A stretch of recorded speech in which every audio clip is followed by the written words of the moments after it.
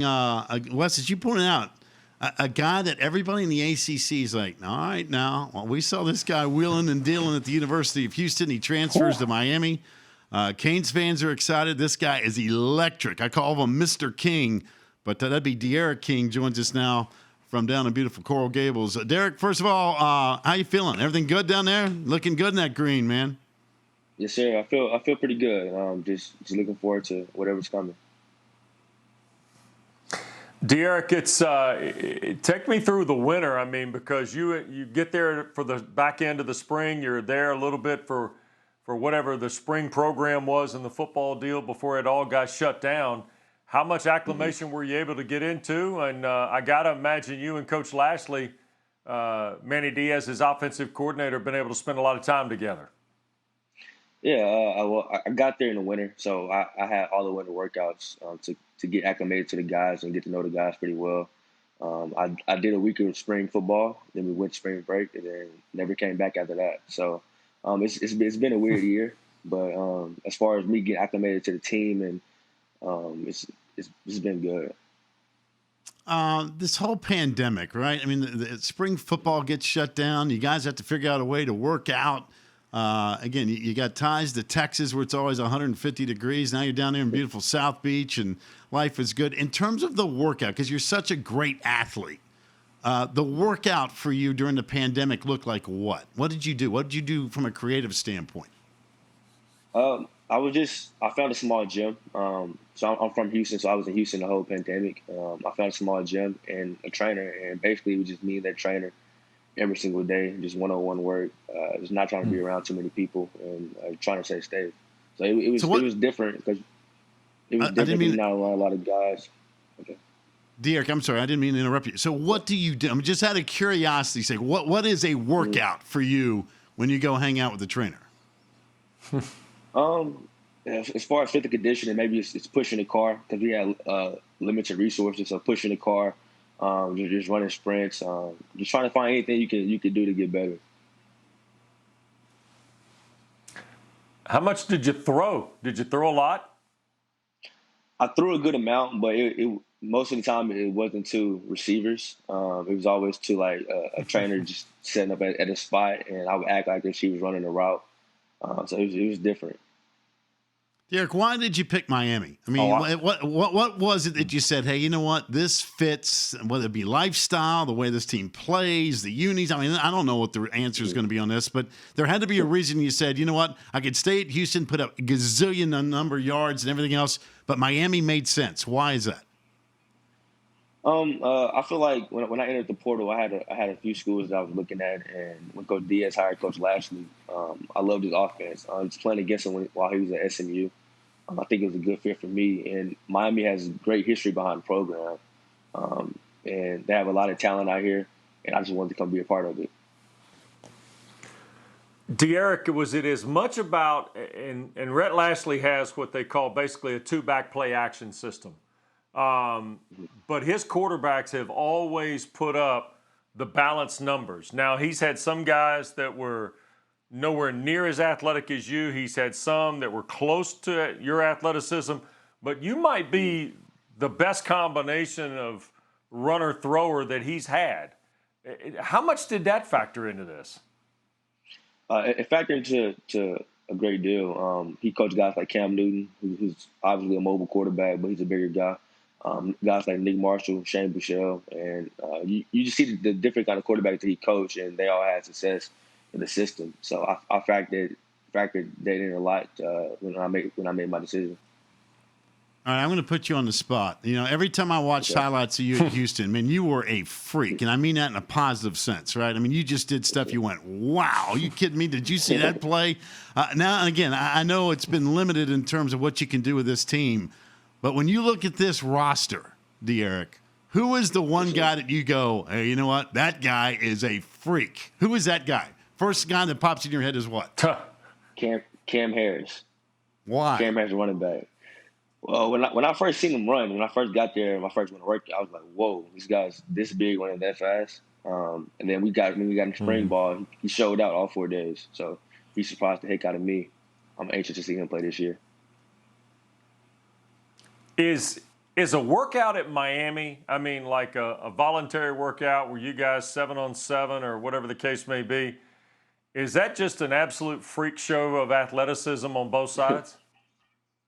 Man, I tell you, it's a lot of great athletes out here. Especially when I first got here, I was kind of like shocked.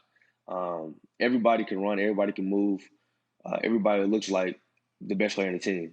So yeah, I would say it is. It's pretty insane. What do you know about the ACC? I know Clemson has won a lot over the past few years. I know they have great defenses in the conference, a lot of defensive head coaches. So it's going to be a challenge for any offense that plays in the conference. I think that one of the more curious aspects of this upcoming season, De'Eric, is the unknown, right? I mean, there's so many different things going on, from guys coming back to campuses to work out who are having to be tested, to the fact that it's small groups right now, hoping to be bigger groups as we get into August, I guess. And then there are games. We've talked to a lot of coaches. We've talked to some athletic directors about some of the characteristics and qualities that it's going to take to kind of be able to get our arms around the 2020 football season. But I don't know that we've asked any players what they think it's going to be like. What do you think, as a guy who's played at another institution, now transferred to Miami, what do you think the characteristics and qualities that are going to be most important to playing college football this year are going to be? I think the team that is willing to block out all the noise and not worry about distractions. Like, it might be no fans in the stands, or you might have to miss a few games to push the season back. I think the team that is going to be able to lock in and whatever comes at them, just go out there and play ball. I think that team will be successful this year, because it's different than any other year ever in college football history. So the team that can weather the storm will be successful. All right, anytime we do an interview, especially with a guy as good as this, I want to find out. I mean, you're from Texas. When I think of Texas, I think of high school football. I think of football, period, and I think of brisket. Now, you're going down into Miami. It's a totally different culture, right? You gotta miss the barbecue, right? If you go down to Miami, and I know they're gonna say, "Oh, Pac, we got great barbecue." Yeah, no, man, come on, it's Texas, man. You can't mess with me with Texas with this deal, right? I mean, you're gonna miss that, aren't you? Of course. I feel like Texas barbecue is the best in the country. But Miami has great food as well. But I'm a Houston boy. I'm from Texas.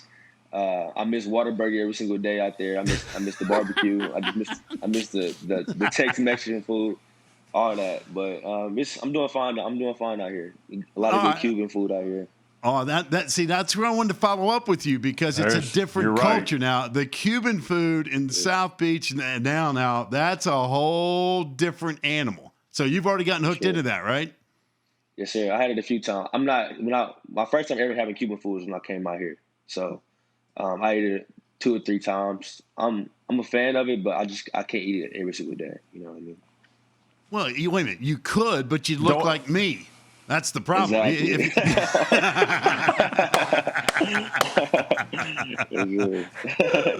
I love it. Love it. Hey, De'Eric, what do we need to know about Manville, Texas? Because I get the feeling you might be holding out on your hometown with us here a little bit. Because I think Manville sounds like a place where everybody knows how to play ball, and it's a big deal on Friday night. No doubt. Manville, Texas is a small town right outside of Houston. To be honest with you, all I care about is football. My class, we had 16 D1s. 2 quarterbacks went D1. It's a real football town. When I first moved there, it was surprising me. It's like anything you see on a Texas high school football movie. The whole town shuts down on Fridays. Nobody's just working. Everybody's at the game. And after the game, everybody goes to Whataburger. So it's a typical high school town here in Texas. All right, you've given Whataburger 2 plugs already on this interview. So you walk in to Whataburger. What's the order? You got a go-to order, right? You got to have one. No doubt. So what is it? I'm getting a number 5, bacon cheeseburger, plain, just bacon and cheese, nothing else on it, with a medium fry and a strawberry shake. Nothing on it? I mean, it's that good that no ketchup, no tomato, no lettuce. It's just, that's it. Cheese, and that's it? Yeah, I'm weird. I don't eat any condiments. I don't like anything extra on any of my food. So ketchup, anything like that, I'm not touching it. All right, so if you ordered a hot dog, you mean to tell me you'd eat the thing plain? I'll eat the hot dog with chili and cheese. That's it. Chili and cheese. All right. Yeah. I was going to say, if you walk in here and eat a plain hot dog, dude, I'm going to have to – you're going down a notch in my list. I got to be honest with you. Yeah. You can't just eat a plain hot dog. Man, come on. I know better than that. Hey, by the way, is there a game on the schedule? I know you're going to tell me pack the first game, Temple's all we're worried about. Don't give me the coach speak. Is there a game, though, on that schedule that you said, hey, you know what, 2020, this is when the Canes become the Canes? Is there one on there that just pops off the list to you? Of course, Florida State. Florida State and North Carolina for me. Those two teams, pretty big games. Want to win those. I guarantee it. I like Florida it. State. Yeah. That Michigan State game, though, hey, Derek, that game. Michigan State, yeah, you know what? Because I think you guys are going to get off to a quick start, and the country's going to go, okay, Miami, you come rolling in there with a 0 in the loss column. Here comes Sparty. They got a new coach. You got to go on the road. That's one of those kind of statement games to say, guess what? You better deal with us this year. Yes, sir. No doubt. The first big road game. Every game is a big game. Let me get that through. Every game is a big game, but the first big road game for us, week 4. Looking forward to that one. Yes, sir. Well, I can't wait to watch you play, man, because I've seen you do your thing at Houston, and, man, you were spectacular. And it's great having you, not only at Miami, but also in the ACC. I appreciate you. De'Aaron King, I tell you what, you've been fantastic with us. We appreciate your time. We wish you all the best and look forward to visiting with you once the season gets closer. And maybe once the season gets started, we can hook in a couple times, okay? Yes, sir. Sounds good. Thanks for having me. Hey, wait a minute now. One more. Right. Can I throw one more on there, Wes? Oh, I forgot. Yeah, because I know we got a little transfer here, but I do need to ask the question. And Derek, we ask this to every student athlete that comes on the show. What has been the hardest class you've had at Miami so far? The hardest class I had in Miami, it was human perspective. My first last semester, it was. I wouldn't say it was hard, but it challenged the way you thought. So it challenged the way you thought every single day, and the professor was a great teacher, and he challenged you. And did he say to you, man, son, how in the world do you walk into Whataburger and not put some ketchup or tomato or lettuce or anything on it? He didn't ask you that, did he? To be honest with you, I don't think he even knows what Whataburger is. Every time I talk about Whataburger out here, they're like, it's not that good, or they never had it, or anything like that. That's great. I love it. Well, listen, we wish you the best, man. Stay healthy, all right? Yes, sir. Thank you so much.